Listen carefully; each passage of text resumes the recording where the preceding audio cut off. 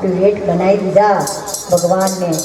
ભગવાન રોકાયા છે પણ પ્રભુને ચિંતા હતી અને કીધું કે હવે જાઓ ઘેર,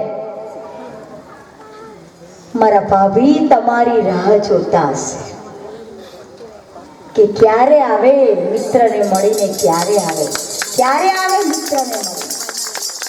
એમના ચરણ ધોયા અને આજે સુદામા ભાગ્યશાળી બની ગયા છે કે પ્રભુ તેના ચરણ ધોવે.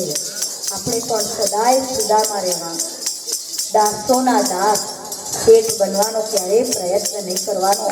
પ્રભુ જરૂરથી આપણને પણ અપનાવવા માટે આવશે. બોલો કૃષ્ણ સુદામાની જય. તો આજે અહીંયા સુનિલ સોસાયટીની અંદર કૃષ્ણ ને સુદામા આવ્યા.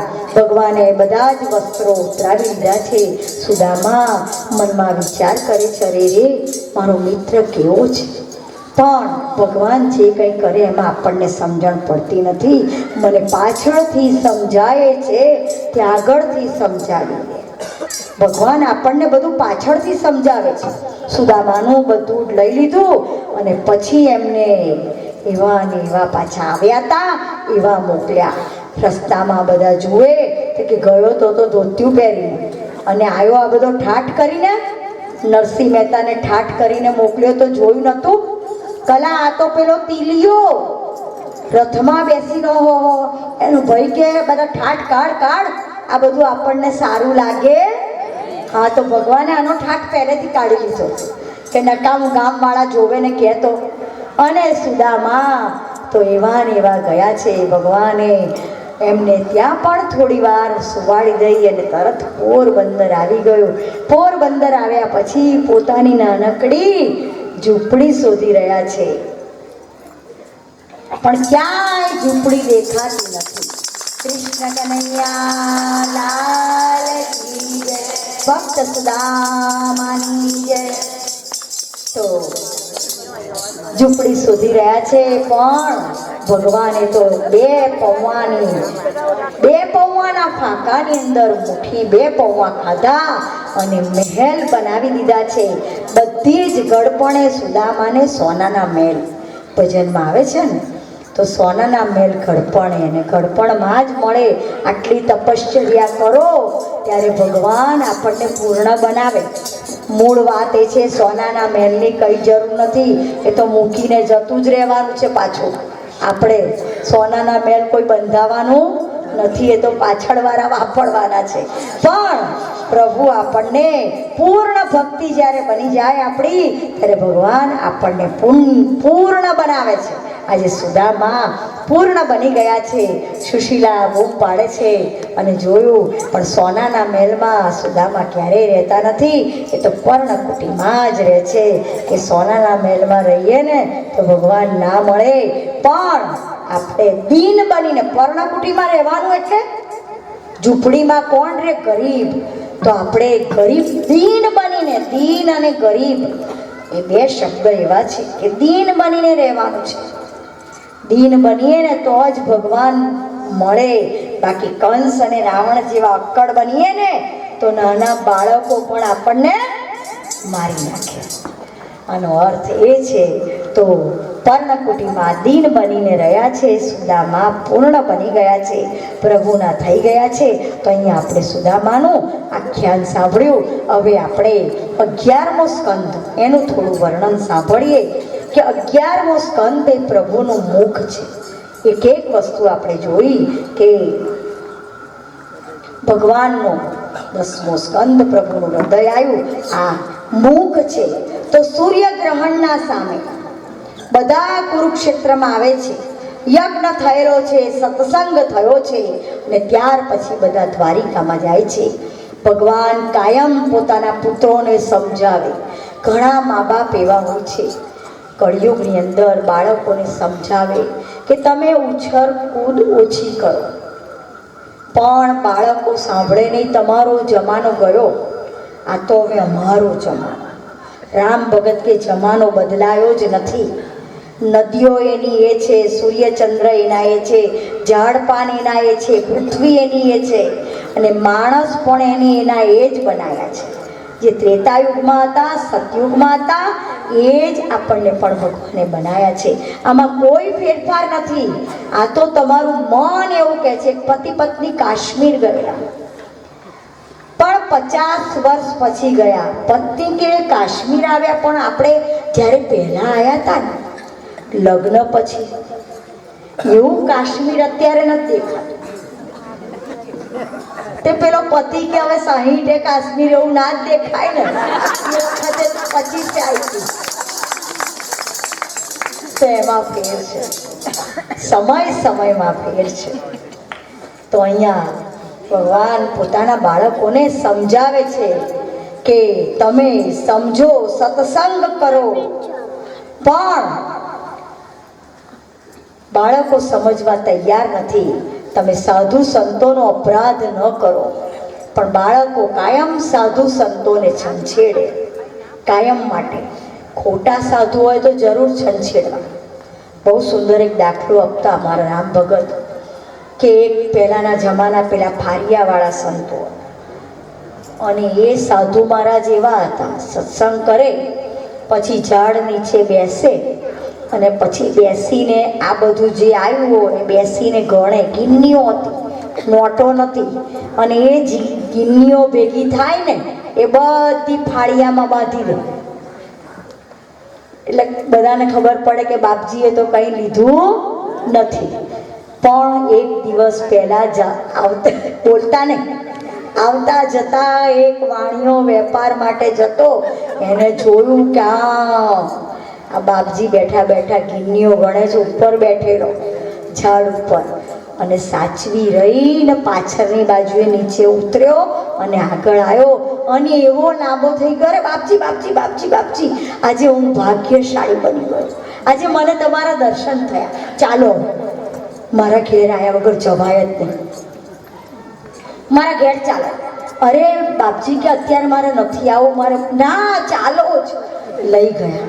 ને ઘરવાળી પણ હોશિયાર, કીધું સાંભળે છે, આજે બાપજી આવ્યા છે, ફર્સ્ટ ક્લાસ રસોઈ બસોઈ તૈયાર કરજો. સમજી ગઈ ઘરવાળી કે કોક બોકડાને પકડી લાગી. બાપજીની સેવા કરી, પગ દબાયા, સ્નાન કર્યું. બાપજીએ સુંદર મજાનો રૂમ આપ્યો, એમાં બાપજી બેઠા છે. બેઠેલા શાંતિથી આરામમાં હતા. શેઠ એમની સાથે જમ્યા. પછી કે બાપજી હવે તમે થોડોક આરામ કરો, હું જરા મારા દુકાને કામ છે તો જઈને આવું. એટલે દુકાને ગયા શેઠ, અને થોડી વારમાં પાછા આવી અને રૂમમાં કબાટ જોવા માંડ્યા. ક્યાં ગઈ સાંભળે છે? આ કબાટમાં મેં ગિન્નીઓ મૂકી હતી, ક્યાં ગઈ? ગિન્નીઓ ગઈ ક્યાં? અને એક જોશથી બોલે. આજુબાજુ વાળા બધા ભેગા થઈ ગયા. અરે એકાએક શું થઈ ગયું? હમણાં તો પેલા મહારાજને લઈને આવ્યા. અને બધા યુવાનો ને બધા ભેગા થઈ ગયા ઘરમાં. શું થયું શું થયું શું થયું? કાનજીભાઈ શું થયું? અરે આ જુઓ ને, આ જવાબ નથી આપતી. ક્યારની પૂછું છું કે આ કબાટમાં મારી ગિન્નીઓ ઘણી પડેલી હતી, દેખાતી નથી. કોણ? ઘરમાં તો કોઈ બીજું આવ્યું નથી. આ બાપજી આવ્યા છે, પણ એ તો થોડા ચોર હોય. જુવાની આવો કે શાંતિ રાખો શાંતિ રાખો, કે જુઓ કે આ જુવાની આ બાપજીને તપાસો કે આ તો કળિયુગના બાપજી છે, તપાસો. પેલા બાપજીને શિયાળામાં પરસેવો આઈ બન્યું કે હવે, અને એવા હાફરા ફાફરા થઈ ગયા. એમાં પેલી પાઘડી છૂટી ગઈ અને બધી ગિન્નીઓ ગણા કરતી પડી નીચે. લો, આટલી સરસ વાત તો કોઈ ચાલી નથી પાડતું, બોલો. અને એ ગિન્નીઓ વાણિયાએ લઈને કબાટમાં લે પેલા લાવેલા ગણતા હતા અને કબાટમાં મૂકી દીધું. તો આવું છે. તો અહીંયા ભગવાન સમજાવે છે પોતાના સંતાનોને કે કોઈ દિવસ સાચા મહાપુરુષ, હું ડબલ બાજુ બોલું છું, જે ખરા છે એને સતાવવાના નહીં, પણ ખરાને સતાવે છે અને ખોટાને કોઈ સતાવતું નથી. તો અહીંયા એટલા માટે ચોખવટ કરી છે શાસ્ત્રની અંદર, ભાગવત શાસ્ત્રએ, વ્યાસ મુનિએ લખ્યું છે અને સુખદેવજી પરીક્ષિતને પોતાના શબ્દો દ્વારા જ્ઞાન આપી રહ્યા છે. ભગવાન પોતાના બાળકોને સમજાવે છે કે સંપત્તિના બળથી કોઈને પીડા ન પહોંચાડાય. આપણે પૈસાવાળા થઈ જઈએ ને કે જેની પાસે પૈસા ના હોય ને રંજાડી. એક પતિદેવ ફેક્ટરીમાં કામ કરે ને કામ કરતાં કરતાં એક દિવસ મશીનમાં પગ આવી ગયો. મશીનમાં પગ આવી ગયો, કપાઈ ગયો છે પગ અને હાથ કપાઈ ગયો છે. એને બાળકો છે, બે પત્નીને, પતિ પત્નીને બે બાળકો. પત્ની ચોધાર આવશે રડે છે કે હવે મારું શું થશે, હું શું કરીશ. એને શેઠના દીકરાને સમજાવ્યો, તું ગમે એમ કરીને મને અત્યારે 5,000 રૂપિયા આપ તો મારું ગુજરાન ચાલે. અમારા પતિદેવની દવા કરવાની અને તદુપરાંત મારે બાળકોને જમાડવાના, મારે પણ જમવાનું. પણ શેઠનો દીકરો કે તારે જોઈતું હોય ને તો આજે તું મારી પાસે આવજે રાત્રે, હું તને 5,000 નહીં સર્વસ્વ મારું આપી દઈશ તને. પણ એ સ્ત્રી પતિવ્રતા સ્ત્રી હતી.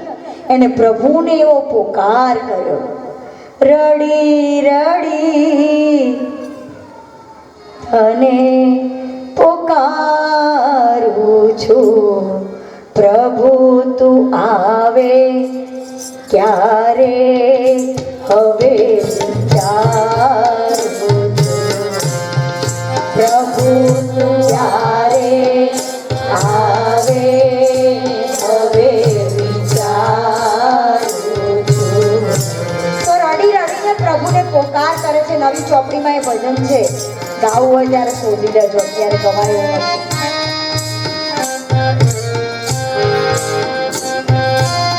તો રડી રડીને જ્યાં પોકાર કરે છે ત્યાં પ્રભુ એની વિનંતી સાંભળે છે અને એમના એક પાડોશી દોડતા દોડતા ગામડેથી આવે છે અને કહે છે કે બેટા, તારા પિતાએ મને ઘર વેચવા માટે આપેલું, તું તો લગ્ન કરીને સાસરે ગયેલી, પણ વ્યાજ સાથે મારી પાસે એ 50 લાખ રૂપિયા ભેગા થયા છે, લે બેટા હું તને આપવા માટે આપે છું. અને આજે એનું સતીત્વ સચવાઈ ગયું. પ્રભુને પોકાર પાડેલો એના કામમાં લાગી ગયો. ભાલો મારો અણી વેળાએ આવતો અને જેવા કામ કરવા હોય એવું રૂપ લેતો. રામ ભગત કહે કે જ્યારે જેવું કામ તમારું પડે એવું કામ એ કરે. વિચાર કરીએ કે આપણે નાના હતા ત્યાં સુધીમાં આટલા થયા. વિચાર કરો કે તમારું કયું કયું કામ ભગવાને કર્યું. તમે એવું વિચારતા નહીં, મેં તો 4 દીકરીઓ પરણાવીને દીકરો બંધાયો ને 2 રૂમમાં રહેતી હતી ને બંગલે આવીને કશું જ નથી કર્યું. આ બધું કરતા હતા સમર્થ મારો સાંભળો, એવું વિચારજો. હું અને મેને તો કાઢી જ નાખવાના છે તમારે ને મારે. આ 7 દિવસની સપ્તાહ સાંભળ્યા પછી તો મારી અહીંયાથી જે મેં મારા પ્રભુએ જે વાણી તમારા બધા માટે મેવડાવી એ કામની, અને કહો તાલી પાડીને કે અમે જરૂરથી એનો અમલ કરીશું, પ્રયત્ન કરીશું મનને સમજાવીને. આ મેં કર્યું એને મેં તો દક્ષ રાજાને બકરાનું માથું પહેરવું પડ્યું એમ તમારે મારે પહેરવું પડશે. અને હુંનું ઓપરેશન હિરણ્યાક્ષનું કરી નાખ્યું ભગવાને. એટલે હું અને મેં એ બેને આપણે તિલાંજલિ આપી દેવાની છે આપણા માટે. તો અહીંયા ભગવાન પોતાના બાળકોને સમજાવી પત્નીનું સતીત્વ ભગવાને સાચવ્યું અને એને પેલા શેઠના દીકરા પાસે ના જવું પડ્યું. બસ આપણે એ જ કામ કરવાનું છે, એને સાચવવાનો છે, એને ગમે છે એ કરવાનું છે, જીવનમાં સત્ય આચરવાનું છે. આપણે કે હવે આ જમાનામાં સાચું ના બોલાય. શું કામ ના બોલાય? કઈ નુકસાન નહીં જાય, બોલી જોજો, બીજાને પણ ગર્વ થશે. હું અભિમાનથી નહીં, પણ હું તમને મારો સાચો દાખલો આપું. મારા હેમાબેન મંદિરવાળા રણછોડજીના અમારા એક બા સૂર્યાબા, હમણાં ચોકસી કાકાને તો મેં જોયા, સૂર્યાબા આવ્યા છે. એક દિવસ એમના ઘેર હું જવાની હતી, કારણ કે સત્સંગ એનો બહુ આગ્રહ હોય ને, તું એમના ઘરે એવો પ્રેમ કે નૈનાબેન તમે ક્યારે મારા ઘેર આવશો. હું જવાની હતી. મારો ફોન નંબર નહીં, એમને હેમાબેનને ફોન કર્યો કે બેન નૈનાબેન હજી સુધી આવ્યા નથી, એમનો ફોન નંબર આપો. બેન કે એના નંબરની જરૂર નથી, તમને ટાઈમ આપ્યો છે ને એટલે છોકરી આવશે આવશે ને આવશે. એટલો એમને વિશ્વાસ કે નૈનાબેન એક વખત કે તમને કહ્યું હોય હું આવીશ તો કોઈ સંજોગોમાં હું જઉં ને જઉં એ કાર્ય કરું જ. એ મારું જે કામ છે ને એને હું સાચું, પણ ન જવાનું હોય તો ના. આ મારા ગુરુજીએ શીખવાડ્યું છે. એક વખત કીધા પછી એમાંથી બાકાત એ મેં તમને ના કીધું. મારા ગુરુજી બધાને એમ થાય તો વાઘ જેવો છે, નતો વાઘ જેવો, પણ તમે એને કોણ કે હું 5 વાગે આવીશ, પછી તમે રાત્રે 9 વાગ્યા સુધી ના જાઓ ને પછી એનું ટેમ્પરેચર કરતું શું કરવાનું, આવવાની નહોતી તો. પણ એમને 6 વાગે જ તમે ફોન કરીને કહી દો ને કે બાપુજી આજે મારથી નહીં અવાય, તે ખુશ થાય. કે આ છોકરી કેટલી સચોટ છે. હંમેશા ફેરવવાની વાત નહીં, આખા દુનિયાને ફેરવ્યો છે મેં. આખો દુનિયા ફરીને આવેલો છું, કોઈને ફેરવ્યા નથી, ફરીને આવેલો છે. એટલે મેં બધા માણસોની ઓળખ રાખી છે. તું કોણ મને ફેરવવા વાળી, આવું કહી દે. એમને ગભરામણ ના થાય. આપણે તો સાચું કહેતા ગભરાઈએ, ખોટાને પણ સાચું ના કહેવાય, પણ તો જરાય ગભરાય નહીં. એ કે બોલાવતી હોય તો બોલાવજે, ના બોલાવતી હોય તો કંઈ નહીં, ચાલ ફૂટ. એવો માણસ હતો, પણ અંદરથી માખણ જેવો હતો, માખણ. જ્યારે એને છેલ્લે દવાખાનામાં દાખલ કરવા આવેલો ને ત્યારે ડૉક્ટરો કે આનું તો હૃદય માખણ જેવું છે. એ લોકોએ ખોલ્યું ને તો કે આના હૃદયમાં તો માખણ છે. મેં તમને ના કીધું કે પોતે જ કૃષ્ણ જેવો હતો, એને બધી લીલા કરતા આવડતી હતી. હમણાં કાલે જ મને કીધું પેલા જયમીનભાઈએ, સુનિલ સોસાયટીવાળા, કે પુનિત મહારાજ એ સમાજનું આત્મદર્શન હતા. જ્યારે અનુભવથી એમને ભજનો લખેલા, અને રામ ભક્ત છે એમને અત્યારના સમાજના લોકો કેવા થશે અને એની જોડે તમારે આવું કરવું પડશે એ પ્રમાણે એમને અનુભવ દ્વારા એમના ભજનો લખ્યા છે. એટલો ફેર. બંને ગુરુ શિષ્ય એવા હતા કે જગતને હચમચાઈ નાખ્યું. એમ સમાજને ગામડે ગામડે જઈને જાગૃત કર્યા. તો એવા સંતો ભક્તો આપણને મળેલા છે આ પાવન ભૂમિ પર, મણિનગરની પાવન ભૂમિમાં. અને એટલે કહું છું કે અનેક મંડળો છે આપણા મણિનગરની અંદર. સદાય માટે એ મંડળો સાત્વિકતાથી ચાલતા રહે, બસ એ જ આપણે ભાગવત ભગવાનને અરજ કરીએ. તો એ ભગવાન પોતાના બાળકોને સમજાવે છે, પણ બાળકો સમજતા નથી. ભગવાનનો સંકલ્પ હતો કે હું પૃથ્વીનો ભાર ઉતારીશ. પોતાના પુત્રો બગડ્યા છે, પરિવાર બગડ્યો છે, ઘરમાં જ ખરાબી હોય તેને દૂર ના કરે તો ભગવાન કઈ રીતે કહેવાય? પહેલા જ મેં કીધું, જ્યારે બીજાને કહીએ પહેલા આપણે આપણી જાતને તપાસવી પડે કે આપણી અંદર તો આમાંનું કંઈ નથી ને. અને ન હોવા છતાંય કહેશે તો ખરા જ, કોઈ બીજાના માટે થઈને પણ આપણને કહેશે. તો ભગવાન કઈ રીતે કહેવાઈએ જો આપણામાં જરાય ખરાબી હોય તો? તો અહીંયા ભગવાન પોતે પોતાના બાળકો આવા છે એના માટે ભગવાન સમુદ્રના કિનારે ગયા છે. વિશ્વામિત્ર, અંગિરા, નારદ વગેરે ઋષિ મુનિઓ આવેલા છે. ત્યાં ભગવાનના પુત્રો પણ આવેલા છે. જાંબુવતીના દીકરાને સાડી પહેરાવી છે. એવા અવરચંડા દીકરા ભગવાનના પાકેલા તો આપણા ના પાકે. કળિયુગમાં ભગવાન હતા તોય કહો તો ભગવાન પોતાની વાત સ્પષ્ટ કરે છે, છાની નથી રાખતા. અત્યારે તો પૈસાના જોરથી દીકરાઓ બાળકોને દબાઈ દેવાના, ડોક્ટર બનાવી દેવાનો દીકરાને, સર્ટિફિકેટ લઈ લેવાનું, પછી કોકને મારી નાખે. આવડે નહીં કાતર પકડતા, અને પછી આ એ સમાજ છે. પણ આ ક્યાં કોણ આ વાંચે છે કે ભગવાને પોતાના દીકરાઓને દંડ આપ્યો હતો, પોતાના બાળકોને દંડ આપ્યો એમને. તો અહીંયા એમના દીકરાઓએ જાંબુવતીને સાડી પહેરાવી છે. અને ઋષિ મુનિએ કહ્યું કે આના ગર્ભમાં દીકરો અવતરશે કે દીકરી? ત્યારે સાધુ સંતોની મશ્કરી કરી, અને મશ્કરી કરી એટલે શાપ આપ્યો, અને કહ્યું ભગવાને જ બ્રાહ્મણો દ્વારા પોતાના કુળનો નાશ કરવાનો વિચાર કર્યો. બોલો, ભગવાને પોતાના કુળનો નાશ કરાવી નાખ્યો, કારણ કે પાછળની પ્રજા બગડે. નરસિંહ મહેતાએ એના માટે તો પોતાનો દીકરો મરી ગયો તો એમને શોક ન કર્યો, કારણ કે એમને ખબર હતી દીકરાનો દીકરો સારો થશે કે ખરાબ, અને પાછળનો વંશ કેવો થાય તો કેવો થાય કે કેવો નહીં, એટલે એમને પાછળ વંશ બીજો માગ્યો જ નહોતો. નરસિંહ મહેતાએ, પ્રહલાદે પણ નહોતો માગ્યો, કારણ કે એમને ખબર પડી કે મારા પિતાને તો હું આવો દીકરો છું કે મેં ભગવાનને પ્રાપ્તિ કરી, પણ મારો દીકરો એવો થશે કે નહીં. પણ એનો દીકરો તો બલિરાજા થાય. બલિરાજાએ વામન ભગવાન, તો સંતાન હોય તો એવા હોય કે તમારા કુળનો ઉદ્ધાર કરે. તો અહીંયા આગળ કહે છે કે શ્રાપ આપ્યો છે ભગવાને, બ્રાહ્મણો દ્વારા જ પોતાના કુળનો નાશ કરવાનો વિચાર કર્યો.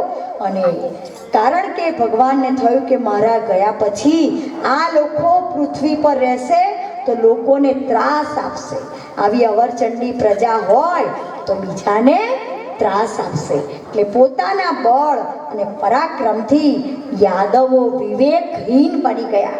બ્રાહ્મણોની આવી મશ્કરી કરનાર યાદવોને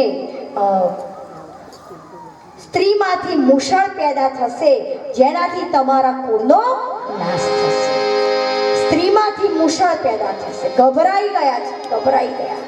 ઘેર જઈને વસ્ત્રો કાઢ્યા તો એક લોખંડનો પદાર્થ નીકળ્યો, અને તોય પણ ભગવાનથી છુપાયું. ભગવાનથી છુપાયું કે શું નીકળ્યું એ સાચું કહેતા નથી, કે લોખંડનો પદાર્થ નીકળ્યો. ઉગ્રસેને કહ્યું તો ઉગ્રસેને કહ્યું કે આને ચૂરો કરી અને તમે સમુદ્રમાં નાખી દો, દરિયામાં નાખી દો. પાપ કર્યું, અને એ જ પાપ પાછા સંસારના દરિયામાં ગમે તેને અપરાધી બનાવી લોકો નાખી દેતા હોય, પણ બીજા પર એક ટુકડો છેલ્લે ના તૂટ્યો તો એ ટુકડો છેલ્લે એમ જ નાખી દીધો. એ કે આપણે ગંગામાં નહીએ, નર્મદામાં નહીએ, બધા પાપો ત્યાં આગળ નાખી આવી કે નાહ્યા ને એટલે હવે અમે પવિત્ર થઈ ગયા, હવે અમારામાં કોઈ પાપ નથી. એટલા માટે એક વખત શિવ અને પાર્વતીજી મણિકેશ્વર ઘાટ ઉપર બેઠેલા હતા કાશીમાં, અને શિવજીએ કીધું આ તો બધા સ્નાન કરીને નીકળે છે, પણ દેવી તમે પરીક્ષા કરો કે જેણે પાપ ના, કોણે પાપ નથી કર્યું, સ્નાન કરીને નીકળ્યા, હવે કોણ પવિત્ર થઈ ગયું છે, એવી પરીક્ષા કરો. અને પાર્વતીજી આજે બીજું રૂપ લઈને બેઠા છે, ડૂબતા અંદર નદીમાં, મને બચાવો, મને બચાવો, મને બચાવો કરીને. ત્યારે કેટલાય જણા સ્નાન કરીને નીકળે ને બચાવવા માટે હાથ પકડવા જાય, મને અડશો નહીં, જો અડકશો અને તમારામાં જો પાપ હશે કદાચ તો તમે બળીને ભસ્મ થઈ જશો. એ બીકે કોઈ એમનો હાથ પકડે નહીં. સ્નાન કરીને આવ્યા છે પણ કોઈને વિશ્વાસ નથી કે અમે પવિત્ર થઈ ગયા, કારણ કે ખબર હોય છે પવિત્ર થઈ ગયા એવી ખબર નથી. કેટલાય લોકો સવારથી સાંજ સુધી સ્નાન કરીને નીકળ્યા, પણ કોઈને સ્નાન પર વિશ્વાસ નથી. પણ એક 25 વર્ષનો યુવક શિવજીની પાસે પાછા આવ્યા ને કહ્યું, કોઈ ના મળ્યું દેવી? ના, હજી પણ ડૂબકા ખાઓ, મને વિશ્વાસ છે, મારી બનાવેલી પૃથ્વીની અંદર મેં માનવો બનાવ્યા છે, તો મને વિશ્વાસ છે એકાદ તો એવો હીરો હશે કે જેણે એવો વિશ્વાસ હશે કે હું પવિત્ર થઈને નીકળ્યો છું. એટલે મારા રામ ભગત કહે, લાખોમાં કોક એવો લાખોને ગમે છે, લાખોમાં કોક એવો લાખોને ગમે છે, લાખોને ગમે છે તેને લાખો નમે છે, લાખોમાં કોક એવો લાખોને ગમે છે, લાખોમાં કોક એવો લાખોને ગમે છે. કોઈ તો એવો નીકળે છે કે લાખોમાં એક ગમતો હોય અને બચાવવા જાય માતાજીને. હાથ પકડે, બળી જઈશ, ભલે બળી જાઉં માં, ભલે. અને હાથ પકડીને માતાજીને કાઢ્યા અને શિવજીની પાસે લઈ ગયા. શિવજીએ કહ્યું, મેં ના કીધું? એને કીધું કે મારા બધા જ પાપ બળી ગયા છે, હું ગંગાજીમાં સ્નાન કરીને નીકળ્યો છું. તો આપણે સ્નાન કરીએ છીએ પણ આપણને વિશ્વાસ નથી કે હવે આપણે પવિત્ર બની ગયા છે. આપણે તો પાછા પાપ નાખી આવીએ અને વળી પાછા 12 મહિને કોઈ વખત ફરી પાછા ગંગાજીમાં સ્નાન કરવા જઈએ, ત્યાં સુધી પાપો ભેગા. હા લો, બધા કહે છે એટલે કરે જ છે. તો નહીં, અહીંયા જે પાપ આપણે એમાં નાખી આવીએ છીએ એ જ પાપ આપણા ઘરમાં આવે છે. નાખેલું પાપ કઈ રીતે તમે પૂછો મને, તો ગંગાજી પાણીની જે વરાળ થાય એ ઉપર જાય, વરાળના વાદળા બંધાય. વિચારજો, આવું બેઠા બેઠા, આમાં નથી લખેલું, એમને જ મને વિચાર આવે. ના વાદળા થાય, એનો વરસાદ થાય, એનું અનાજ પાકે અને એ અનાજની અંદર અનેક દાણા આવે, પણ એકાદ દાણો આપણા પાપનો હોય ને એ જ આપણા ઘરમાં આવે અને એ જ આપણને હેરાન કરે. તો અહીંયા ચૂરો નાખી દીધો છે. ઉગ્રસેને કીધું કે લોખંડનો ચૂરો કરીને તમે દરિયામાં ફેંકી દો, પણ એ નાખી દેતા એક ટુકડો છેલ્લે વધ્યો, એ ટુકડો નાખી દીધો. તો એ ટુકડો કે સમુદ્રના કિનારે તીક્ષ્ણ ઘાસ રૂપે, એ ચૂરો એ સમુદ્રના કિનારે નીકળ્યો, હથિયાર જેવું ઘાસ નીકળ્યું. અને જે ટુકડો ફેંકી દીધો તો એ માછલી ગળી ગઈ. જે ચૂરો નાખ્યો તો એનું સમુદ્રના કિનારે તીક્ષ્ણ એવું ઘાસ બન્યું, અણીદાર ઘાસ કે જે વાગતાની સાથે આપણે ભરી જઈએ. અને જે ટુકડો હતો એ ટુકડાનું માછલી ગળી ગઈ. અને માછલી જ્યારે જાળમાં ફસાઈ અને એ માછલી જાળમાં ફસાયા પછી એના પેટમાંથી એ લોખંડનો ટુકડો પારધી પાસે ગયો અને પારધી એમાંથી બાણની અણી બનાવી. કેટલી લાંબી કથા! બોલો, કર્મ ભગવાનને નડ્યા વગર નથી રહેતું તો આપણને ક્યાંથી નડે? કેમ? એમને પણ પારધીનું ધનુષ બાણ વાગ્યું, એમને ઝાડ પાછળ ઊભા રહી અને સુગ્રીવની સાથે રહી અને વાલીને છાને માને બાણ મારેલું. અને એ જ વાલી આ અવતારમાં પારધી થઈને આવ્યો છે. એટલે આપણે બધાએ કર્મ કરતા ડરવાનું છે. કર્મ કોઈને છોડતું નથી, કરેલું જ્યારે આપણે આગળ જોયું કે મૃત્યુ આવે ત્યારે આપણે દુઃખી થઈએ છીએ. તો એમાં મૃત્યુ તો કે ભગવાન છે, પણ આ જે દુઃખ છે આપણને એ આપણા કર્મનું દુઃખ છે. તો અહીંયા પારધીએ એની અણી બનાવી છે અને મૂષણમાંથી ચૂર્ણમાંથી ઘાસ ઉગ્યું. નારદજી દ્વારિકામાં પધારે છે. વસુદેવ સાથે નવયોગના સંવાદ થાય, સુંદર સત્સંગ કર્યો છે નારદે વસુદેવની સાથે. દ્વારિકામાં અપશુકન થયા છે. જ્યારે કંઈ થવાનું હોય ત્યારે આપોઆપ આપણને એમ થાય કે ખરેખર મારા મનને કંઈ રૂચતું નથી, કંઈ સારું ખોટું થવાનું લાગે છે. અને આપણે જમણી આંખ ફરકે બહેનોની, એટલે આપણને એમ થાય કે કંઈ નુકસાન થવાનું છે. પણ મોરારી બાપુ કે જો વધારે ફરકે તો ડૉક્ટર પાસે જજો, કંઈ થવાનું છે એવું માનીને બેસી ના રહેતા, ડૉક્ટર પાસે તાત્કાલિક જવું. કે પુરુષોની જમણી આંખ અને આપણી ડાબી આંખ એ ફરકે ત્યારે આપણને ફાયદો થાય એવી કહેવત છે હો. પણ વધારે ફરકે તો ફાયદો નુકસાન જોવા રહેવું નહીં, સીધું ડૉક્ટર પાસે પહોંચી જવાનું કે ભાઈ કેમ મને આંખ ફરકે છે, કંઈ થયું છે?